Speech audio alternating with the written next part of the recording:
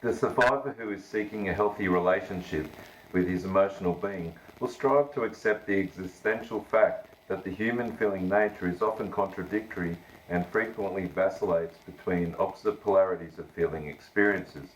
It is quite normal for feelings to change unpredictably along continuums that stretch between a variety of emotional polarities.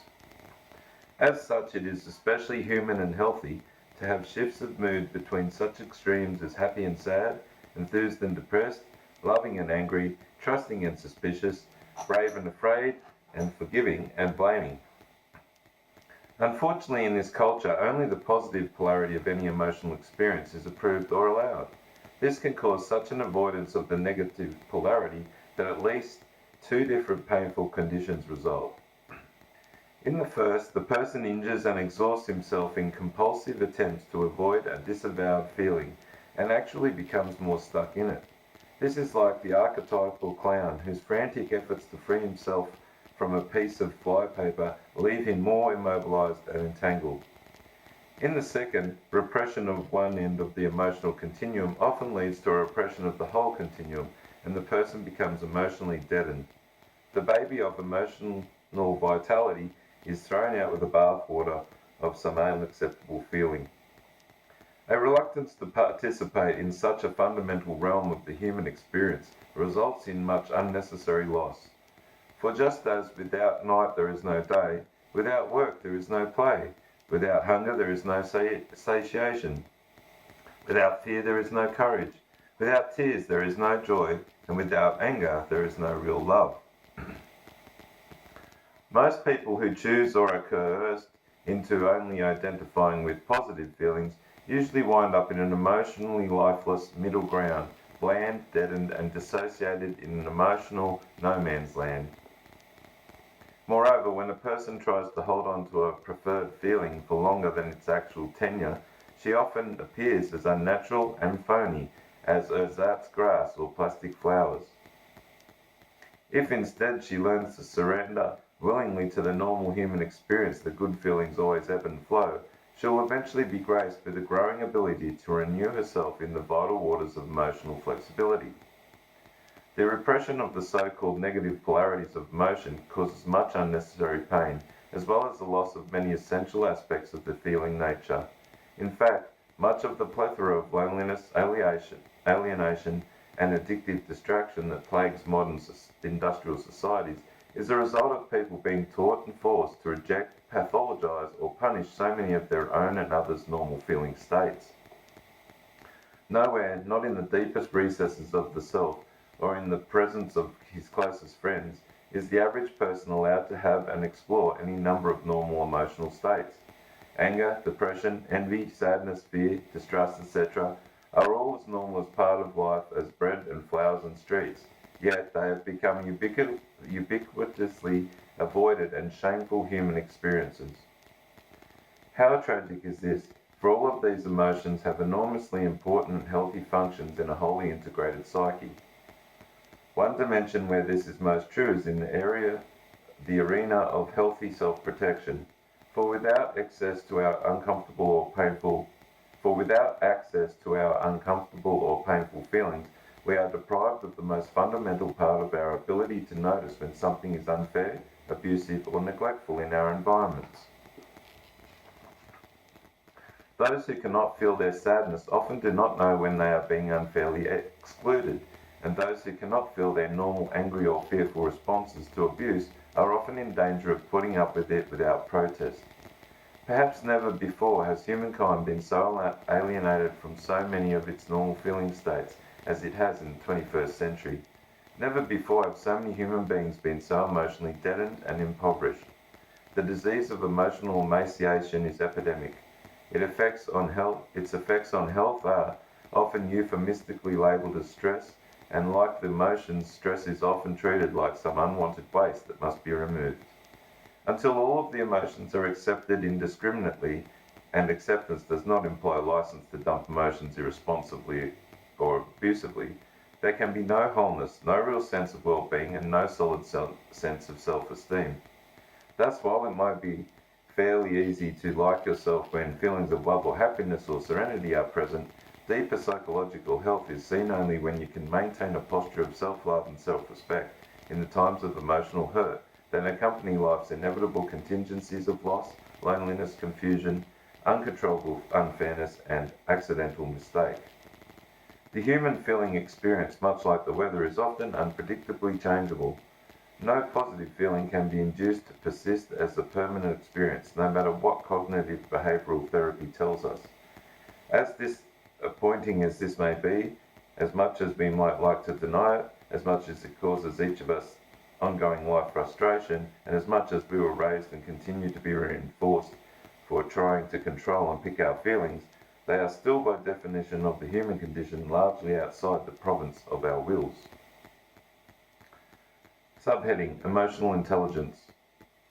Daniel Goleman defines emotional intelligence as our ability to successfully recognize and manage our own feelings and to healthily respond to the feelings of others. As implied above, I believe the quality of our emotional intelligence is reflected in the degree to which we accept all of our feelings without automatically dissociating from them or expressing them in a way that hurts ourselves or others.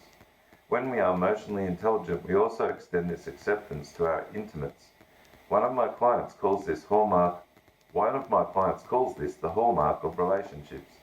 Another way of saying this is that I have self-esteem to the degree that I keep my heart open to myself in all my emotional states. And I have intimacy when my friend and I offer this type of emotional acceptance to each other. Once again, this does not condone destructive expressions of anger, which are, of course, counterproductive to trust and intimacy. PTSD engendering parents often hypocritically attack their children's emotional expression in a bimodal way.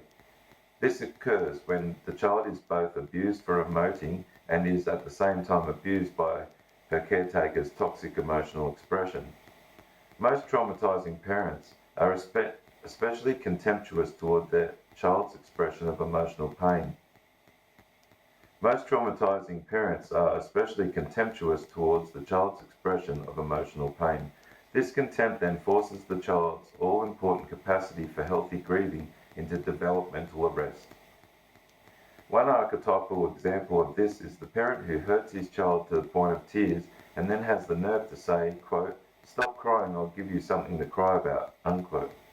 A client once told me that he often fantasized about giving his father this angry reply, quote, "What are you talking about? You already gave me something to cry about," unquote.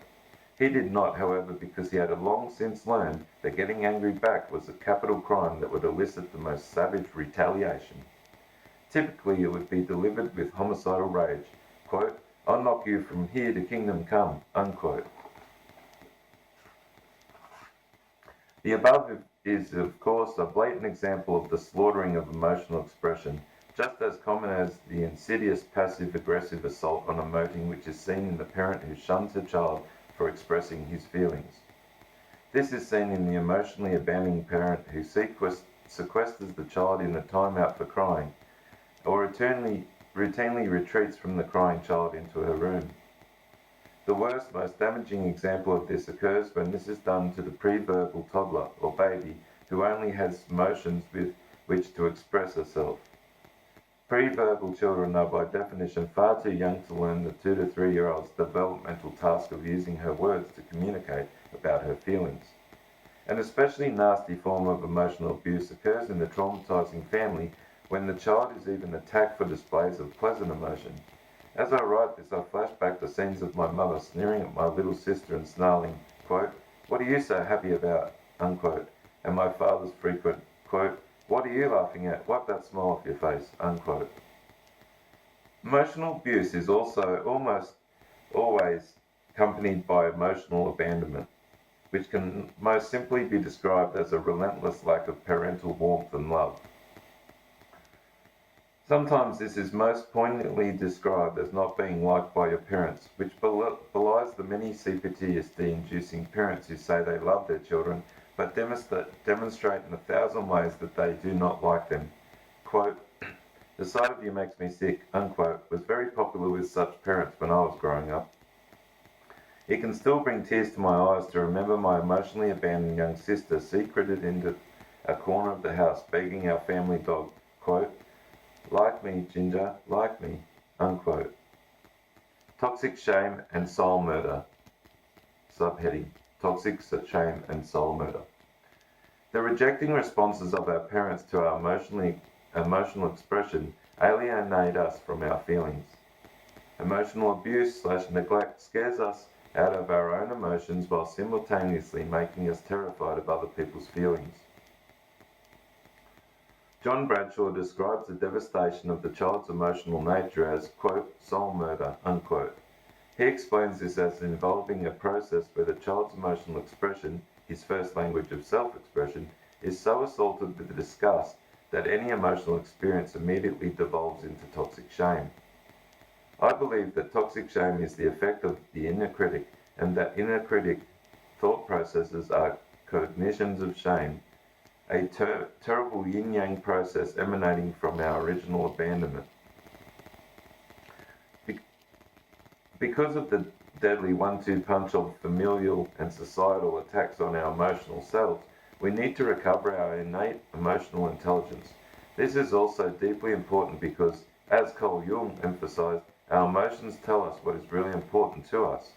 When our emotional intelligence is restricted, we often do not know what we really want and can consequently struggle mightily with even the smallest decisions. As emotional recovery progresses, the mindfulness described above begins to extend toward our emotional experience. This helps us to stop automatically dissociating from our feelings. We then learn to identify our feelings and choose healthy ways to respond to them and from them. Such emotional development illuminates our own natural preferences and, in turn, aids us in making easier and better choices. Towards the end of a long-term therapy, a male client told me, quote, yesterday I was contemplating what I have discovered in the years of our work together, and I'm amazed at how much my values have shifted away from those of the macho family and culture I grew up in.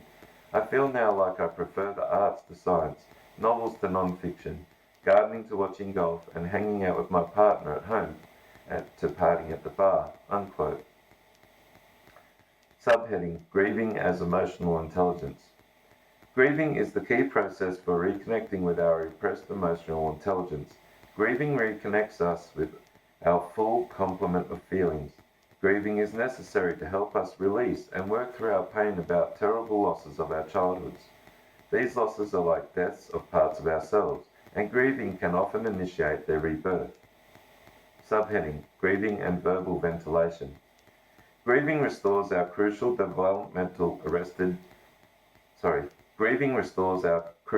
developmentally arrested capacity to verbally ventilate. Verbal ventilation is the penultimate grieving practice. It is speaking from your feelings in a way that releases and resolves your emotional distress. I believe the following description of a 6-panel cartoon visually conveys the powerful, transformative power of verbal ventilation. In the first panel of the wordless cartoon, a woman with a dark cloud over her head is talking to a friend who has a shining sun above hers.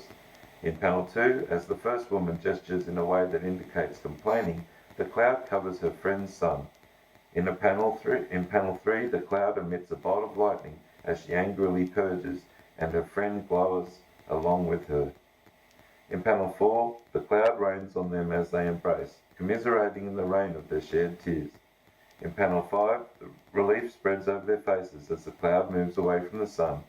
In panel 6, the sun shines over both of them as they smile and slip into pleasant conversation. This cartoon reflects the fully realized power of verbal ventilation, which is the key bonding process in intimacy. It is also the key healing process of effective therapy, and here is an example of what verbally ventilating looks like in a therapy session. A client arrives, flashbacked and in pain. He verbally ventilates about it. He is the regressed hurt child, feeling bad, and part of him is sad and part of him is mad. He is once again lost in the painful feelings of his original abandonment, and this state is like a death that responds well to grieving. As he lets his feelings come into his voice, he talks, cries, and angers out his pain. Through this processing of his pain, he then gradually moves out of his flashback. He is restored to his normal, everyday sense that he is no longer trapped in his traumatic childhood. Relief about this returns him to his normal ability to cope. If his grieving is deep enough, he customarily feels more hopeful and light-hearted. Not infrequently, his sense of humour resurfaces, and laughter punctuates his continuing verbal ventilation. This laughter is usually much different than the sarcastic, self-boring humour of his critic that he might have begun the session with. The inner critic is sometimes so hostile to grieving that shrinking the critic may need to be your first recovery priority. Until the critic is sufficiently tamed, grieving can actually make flashbacks worse, rather than perform the restorative process it alone can initiate. I have worked with numerous clients who were so traumatized around grieving that we needed to spend many months working on the cognitive level before grieving was released from the spoiling effects of the toxic critic. Chapter 11 provides a great deal of practical guidance for restoring your ability to grieve.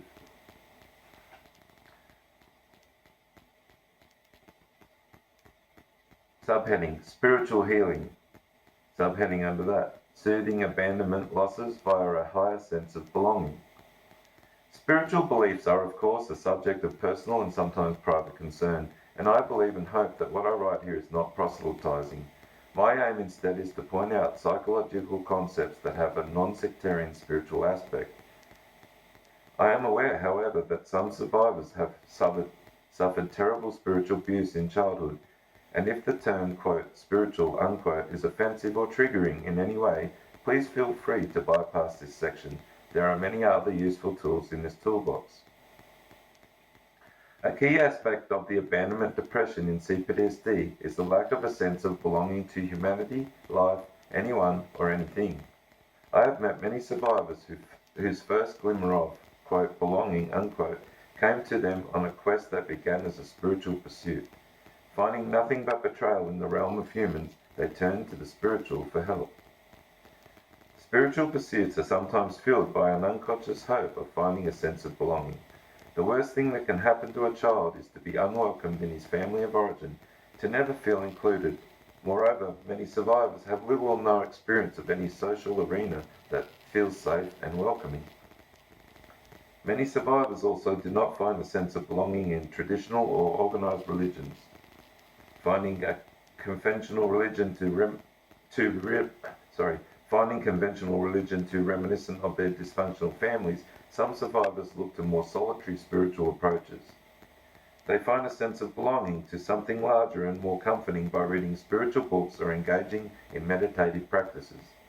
This also allows them to bypass the danger of direct human contact.